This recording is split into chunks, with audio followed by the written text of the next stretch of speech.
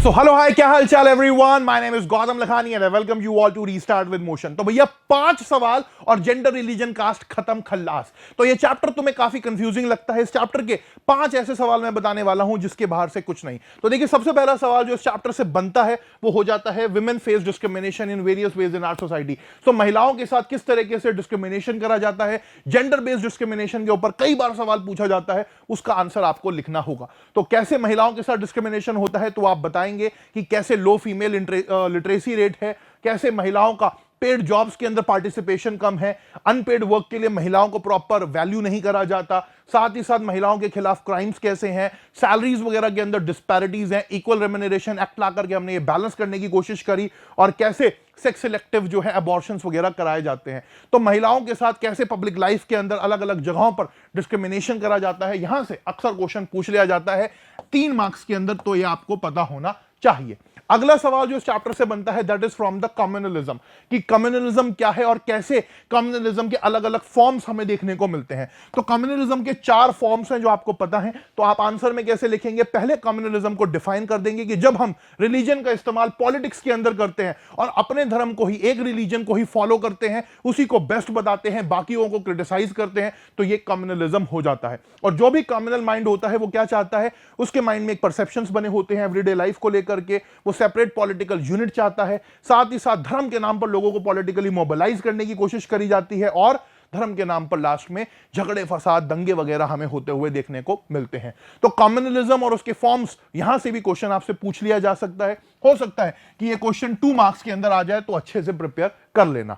अगला सवाल इस चैप्टर से जो बनता है वो सेक्युलरिज्म से बनता है, कि सेक्युलरिज्म क्या है और कैसे भारत एक सेक्युलर कंट्री है। तो आपको इस क्वेश्चन के अंदर बताना है कि सेक्युलरिज्म क्या है और इंडिया में किस तरीके से हमारा कॉन्स्टिट्यूशन ये मेक श्योर करता है कि इंडिया के अंदर सेक्युलरिज्म बना रहे। तो आपको यहां पर बताना है सबसे पहले सेक्युलरिज्म की डेफिनेशन, उसके बाद आपको बताना है कि किस तरीके से भारत के अंदर पॉजिटिव सेक्युलरिज्म को फॉलो करा जाता है। इंडिया का कोई भी रिलीजन नहीं है अनलाइक पाकिस्तान या इंग्लैंड, और साथ ही साथ हमें बताना है कि कैसे हर किसी के पास फ्रीडम है कि वो अपना धर्म प्रोफेस, प्रैक्टिस और प्रोपेगेट कर सके। एंड लास्टली, धर्म के आधार पर कोई भी डिस्क्रिमिनेशन भारत में नहीं होता। तो ये सब कॉन्स्टिट्यूशनल प्रोविजंस इंडिया को क्या करते हैं, एक सेक्युलर कंट्री बनाते हैं।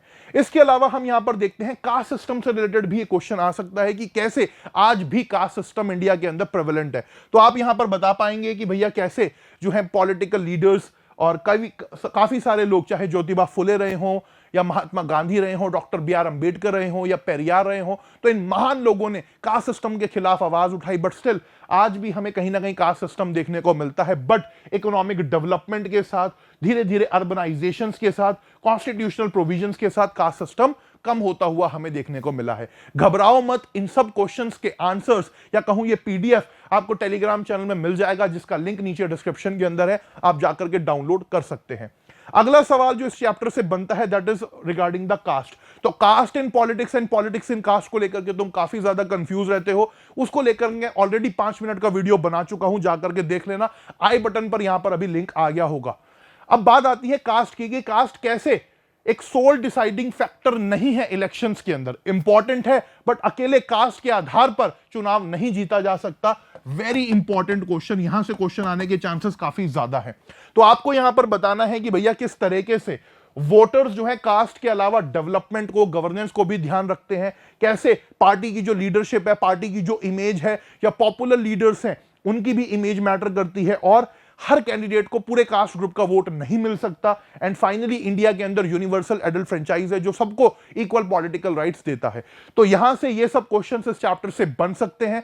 कास्ट इन पॉलिटिक्स और पॉलिटिक्स इन कास्ट के बीच में क्या डिफरेंस है वो मैं ऑलरेडी समझा चुका हूं, ऊपर वीडियो है, आप जाकर के देख लीजिएगा, 5 मिनट आपके लगेंगे। बाकी लाइव सेशंस में आते रहना, सारे के सारे क्वेश्चंस, सारे के सारे आपके डाउट्स वहां पर क्लियर होते रहेंगे। अब इस चैप्टर से एक और क्वेश्चन जो बन सकता है वो बन सकता है भैया किससे रिलेटेड, वो बन सकता है इस बार जो हमारा नारी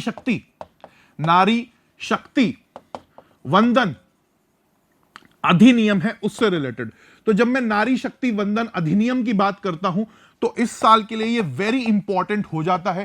इस पर मैंने एक YT शॉर्ट भी बनाया था, आप देख सकते हो कि कैसे अब 33% का रिजर्वेशन जो है लोकसभा के अंदर और लोकसभा के साथ स्टेट असेंबलीज के अंदर विमेंस को यहां पर जो दिया जाएगा। तो महिलाओं के विमेन रिजर्वेशन को लेकर के ये कानून मोदी गवर्नमेंट ने पास करा है, इसके बारे में तुम्हें पता होना चाहिए। विमेन रिजर्वेशन एक्ट या नारी शक्ति वंदन अधिनियम इसको बोला जाता है, तो इसको भी प्रिपेयर कर लेना। बाकी इस चैप्टर से और कुछ नहीं है, इन सब चीजों को अच्छे से प्रिपेयर कर लेना। That's all for the day. Love you all. Exam में धुएं उठा देना, चक दे फटे। जय हिंद, जय Bharat. Thank you so much.